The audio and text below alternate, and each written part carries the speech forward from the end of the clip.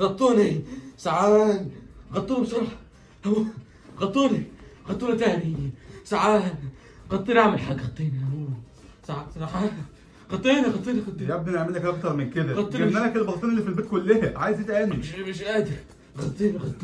ثواني كده. غطيني يا ابني، اموت. غطيني. ايه ده يا عم الحاج؟ تغطي صرصار ولا ايه؟ حد هيعوز حاجة من بره؟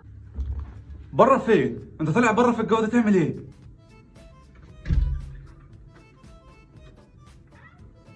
ماله الجو؟ ما زي الفل وجميل اهو. يا ابني اسمع الكلام، الدنيا ممكن تشتي عليك في اي لحظه. لا ما تقلقش. براحتك.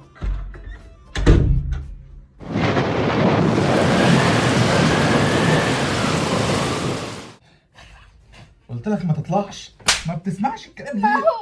ما هو ايه؟ اتنين قاعد بقى جنبك كده لحد ما امك وابوك يجوا، عشان ما فيش اي حد هنا. قوم يا احمد اقفل البلكونه بسرعه قبل ما نتلج. وانا مالي؟ ما تقوم انت تقفلها. اشمعنى انا اللي اقفلها يعني؟ عشان انت لابس هدوم اكتر مني. لا انت اللي لابس اكتر. لا انت اكتر. طب انت لابس كام حاجه؟ حاجات تافهه خالص، هم 15 تيشيرت و7 كلاسين ومستغطى ب4 بطاطين بس. شفت بقى انك لابس اكتر مني؟ ده انا لابس 13 تيشيرت واربع كلاسين ومستغطى ببطانيتين، يبقى انت اللي تقوم تقفلها. طب ما انت اقرب، يبقى انت اللي تقوم تقفلها. بس انا اللي اقفل. لا هتاخد ايه ولا كام وليه، ده العشق لو القلب طالع العمر حتى نضحي.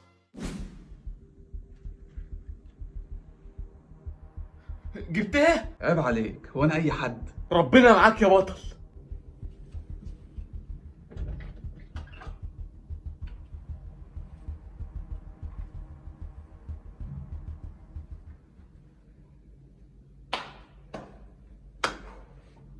كده احنا خلصنا من العدس، يبقى دلوقتي مفيش قدام امك غير انها تعمل الفراخ اللي جوه. يا سلام عليك وعلى دماغك الالماس دي.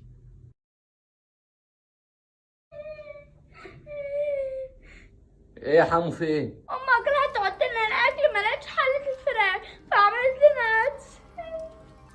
عدس؟